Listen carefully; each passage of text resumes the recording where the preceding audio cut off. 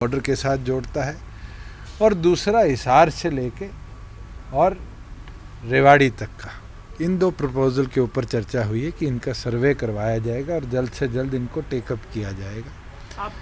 साथ में प्रदेश के अंदर एनएच के भी कई ऐसे मामले थे जो एक्विजिशन के अंदर पेंडिंग पड़े हैं, एक्विजिशन की डिसइंबर्समेंट पेंडिंग पड़ी है, जो इलेक्ट्रिकल डिपार्टमेंट के साथ पेंडिंग पड़ी है, उसके ऊपर भी आला अधिकारी हमारे प्रदेश के भी मौजूद थे, जिनने टाइम बाउंड एक्शन लेने की कमिटमेंट हमने करी है कि हमारी ओर से भी उसको जल्द से जल्द निपटाया जाएगा। जहाँ कृषि कानून की बात है, गडकरी जी भी फार्मिंग सेक्टर से कोई आज के नहीं, बड़े लंबे समय से जुड़े रहे हैं। उनने अपने क्षेत्र के अंदर कई ऐसे प्रोग्रेसिव कदम उठाए हैं, बिल्कुल उन पर भी चर्चा हुई है। और कैसे, क्योंकि एक विभाग इंडस्ट्री का जो सब विभाग है एमएसएमई, जिसके अंदर वो केंद्र में मंत्री हैं, प्रदेश में वो जिम्मेवारी मेरे पास है, उस पर ज़रूर मेरी चर्चा हुई है कि फार्मिंग सेक्टर को और एडिशनल सपोर्ट भी ये दे पाएगा।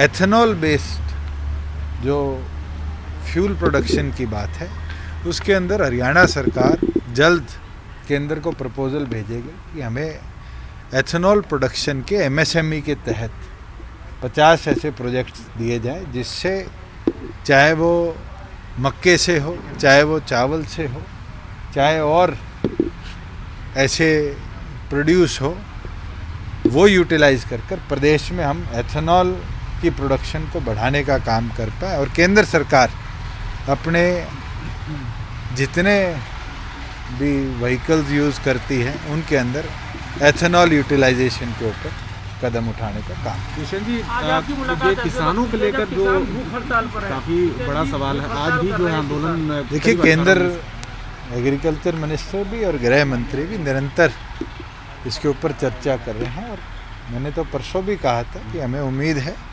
कि जल्द इस पे 7वें दौर की चर्चा हो, इसके ऊपर डिसीजन आएगा। और मैं उम्मीद करता हूँ, जो अपडेट्स भी मिल रही हैं आप लोगों के माध्यम से ज़्यादा आती है आजकल, तो ब्रेकिंग आप लोग ज़्यादा करते हैं, कि जल्द 7वें चरण की चर्चा इसके ऊपर। सर, 40 घंटे का आपने कहा था कि जल्द खत्म हो जाएगा, 40 घंटे की बात आपने की थी, अभी तक सर हो नहीं पाया है। देखो, चर्चा अलग अलग संगठनों के साथ केंद्र की चलती आ रही है, अलग अलग लोग केंद्र के मंत्रियों से मिले भी हैं जो इस पूरी स्ट्राइक के अंदर हैं, और मैं उम्मीद करता हूं कि जो 40 का इनका ग्रुप पहले मिलकर गया था, वो 7वें चरण की चर्चा के ऊपर जल्द आएगा और जल्द इसके ऊपर कुछ फैसला। बीजेपी नेताओं की मांग पर अड़ रहे हैं, आपको लगता है समाधान निकलेगा?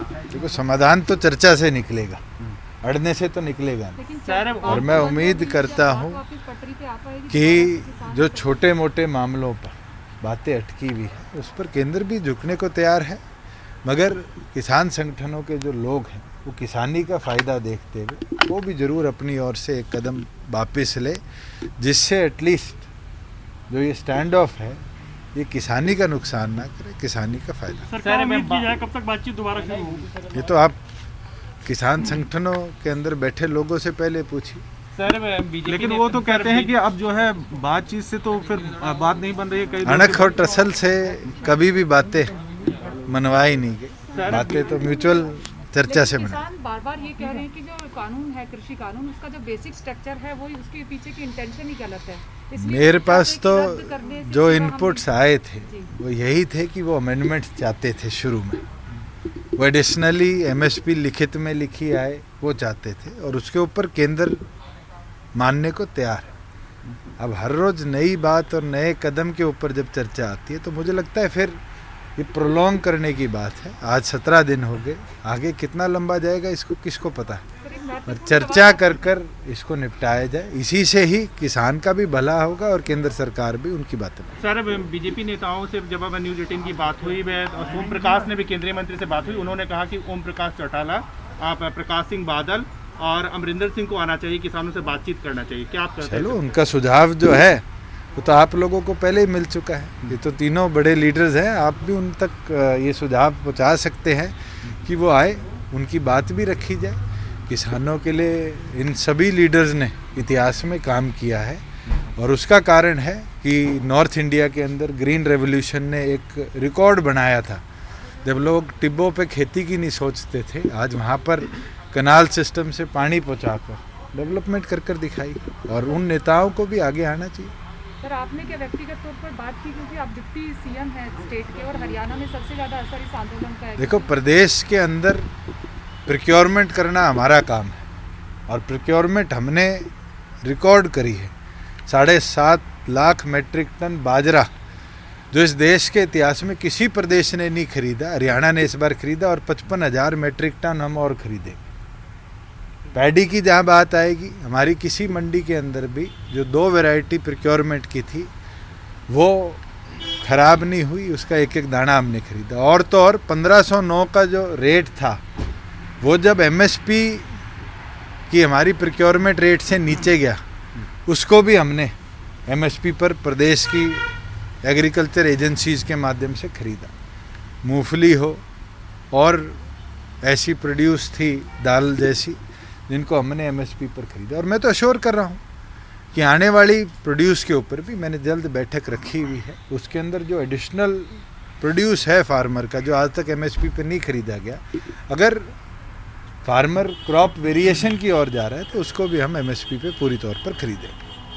एक सवाल सर, कि आपको राजनाथ जी से मिले, क्या लगता है कि राजनाथ जी जैसे नेता, क्योंकि एक लंबा अनुभव है उनका किसानों के देखो, साथ तमाम बातचीत का, नेताओं और का राजनीतिक जो आज भूमिका केंद्र में निभा सकते हैं। कैबिनेट में बैठे, राजनीतिक अनुभव खूब है। जी। वो लोग तो अपनी ओर से चर्चा कर रहे हैं, मगर चर्चा अगली ओर से भी आनी चाहिए। वन वे कनेक्शन कभी कामयाब नहीं। आगे जाके कुछ इस तरह की भूमिका निभा सकते हैं, आपको व्यक्तिगत तौर पर क्या लगता है? देखो, मैं तो ये मानता हूँ, ये जितने नेता हैं इनका राजनीतिक कद और एक्सपीरियंस खूब है।